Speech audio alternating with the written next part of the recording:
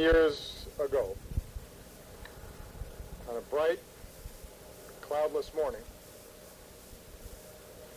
death fell from the sky and the world was changed. A flash of light and a wall of fire destroyed a city and demonstrated that mankind possessed the means to destroy itself. Why do we come to this place? To Hiroshima. We come to ponder a terrible force unleashed in a not-so-distant past. We come to mourn the dead, including over 100,000 Japanese men, women, and children. Thousands of Koreans, a dozen Americans held prisoner.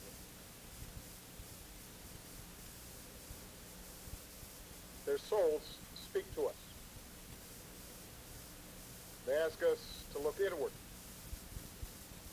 take stock of who we are and what we might become. It is not the fact of war that sets Hiroshima apart.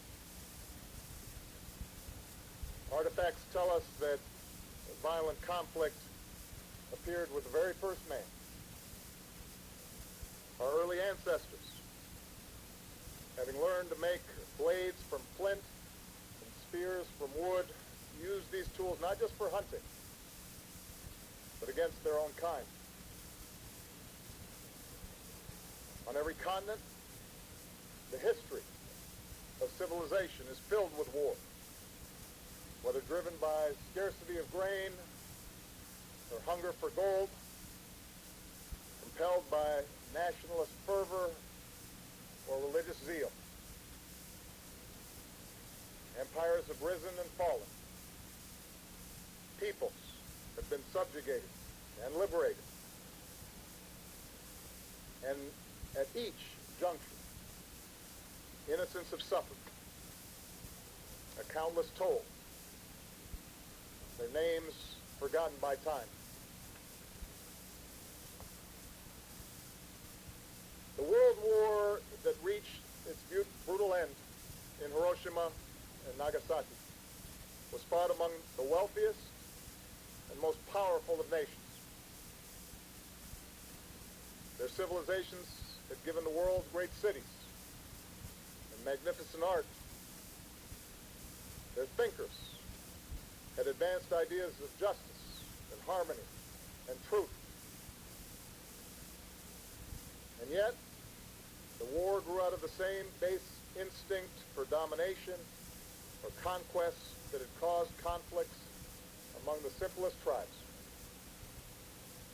An old pattern amplified by new capabilities and without new constraints. In the span of a few years, some 60 million people would die. Men, women, children. No different than us. Shot, beaten, marched, bombed, jailed, starved, gassed to death. There are many sites around the world that chronicle this war. Memorials that tell stories of courage and heroism. Graves and empty camps that echo of unspeakable depravity. Yet in the image of a mushroom cloud that rose into these skies, we are most starkly reminded of humanity's core contradiction. How the very spark that marks us as a species, our thoughts, our imagination, our language, our tool making, our ability to set ourselves apart from nature and bend it to our will. Those very things also give us the capacity for unmatched destruction.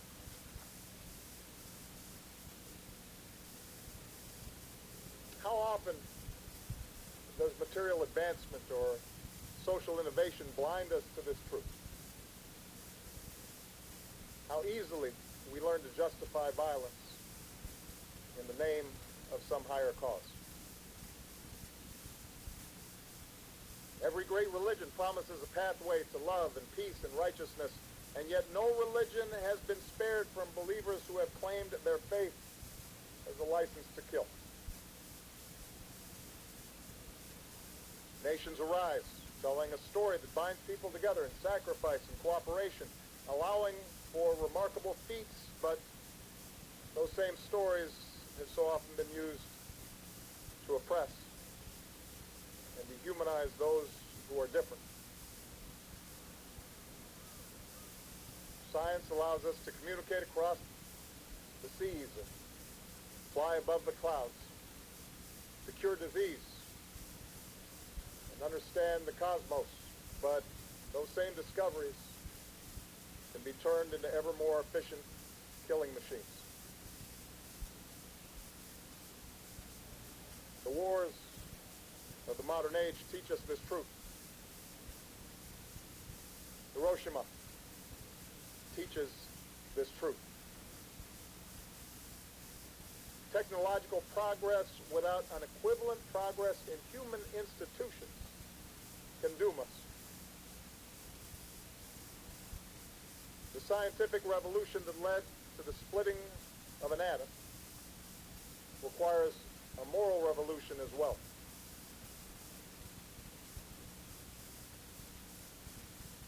That is why we come to this place. We stand here in the middle of this city and force ourselves to imagine the moment the bomb fell. We force ourselves to feel the dread of children confused by what they see. We listen to a silent cry. We remember all the innocents killed across the arc of that terrible war and the wars that came before and the wars that would follow.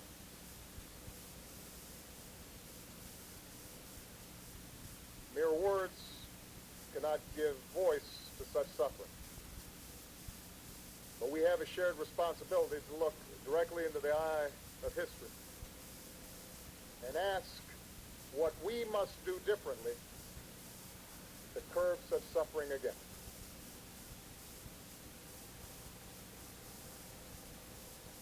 Someday, the voices of the Hibakusha will no longer be with us to bear witness. But the memory of the morning of August 6, 1945, must never fade. That memory allows us to fight complacency. It fuels our moral imagination. It allows us to change. And since that fateful day, we have made choices that give us hope. The United States and Japan forged not only an alliance, but a friendship that has won far more for our people than we could ever claim through war. The nations of Europe built a union that replaced battlefields with bonds of commerce and democracy. Oppressed peoples and nations won liberation.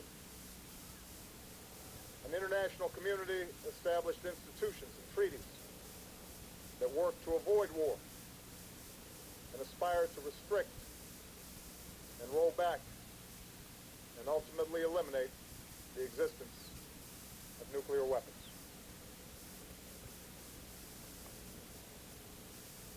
Still, every act of aggression between nations, every act of terror and corruption and cruelty and oppression that we see around the world shows our work is never done. We may not be able to eliminate man's capacity to do evil. So nations and the alliances that we form must possess the means to defend ourselves. But among those nations like my own that hold nuclear stockpiles, we must have the courage to escape the logic of fear and pursue a world without them. We may not realize this goal in my lifetime, but persistent effort can roll back the possibility of catastrophe. We can chart a course that leads to the destruction of these stockpiles. We can stop the spread to new nations and secure deadly materials from fanatics.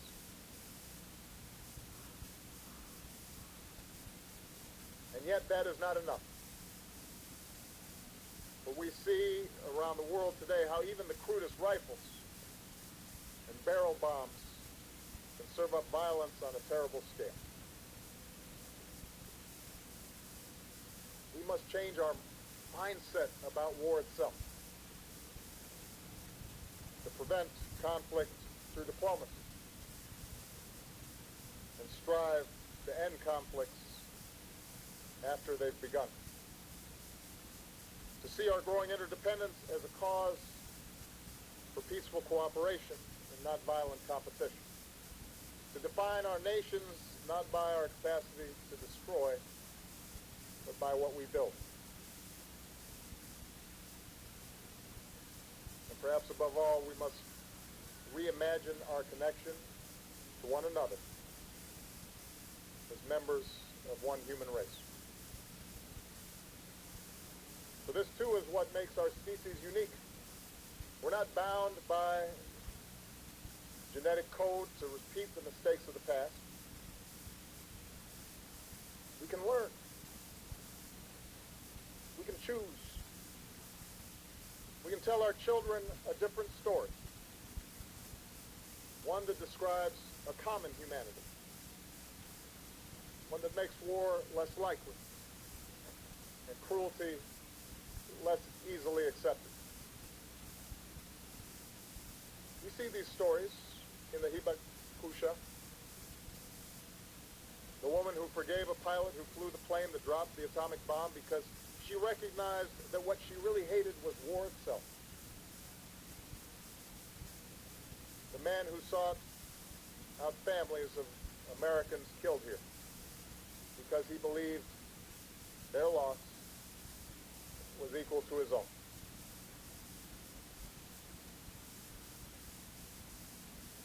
My own nation's story began with simple words. All men are created equal and endowed by our Creator with certain unalienable rights, including life, liberty, and the pursuit of happiness. Realizing that ideal has never been easy, even within our own borders, even among our own citizens. But staying true to that story is worth the effort. It is an ideal to be strived for, an ideal that extends across continents and across oceans. The irreducible worth of every person. The insistence that every life is precious. The radical and necessary notion that we are part of a single human family. That is the story that we all must tell. That is why we come to Hiroshima. So that we might think of people we love. The first smile from our children in the morning. The gentle touch from a spouse over the kitchen table. The comforting embrace of a parent. We can think of those things and know that those same precious moments took place here 71 years ago.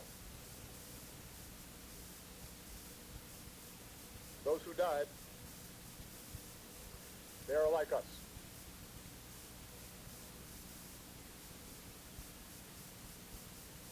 Ordinary people understand this, I think. They do not want more war. They would rather that the wonders of science be focused on improving life and not eliminating it. When the choices made by nations, when the choices made by leaders reflect this simple wisdom, then the lesson of Hiroshima is done.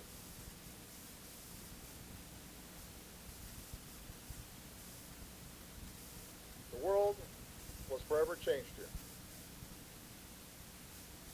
But today, the children of this city will go through their day in peace. What a precious thing that is. It is worth protecting and then extending to every child. That is the future we can choose. A future in which Hiroshima and Nagasaki are known not as the dawn of atomic warfare, but as the start of our own moral awakening.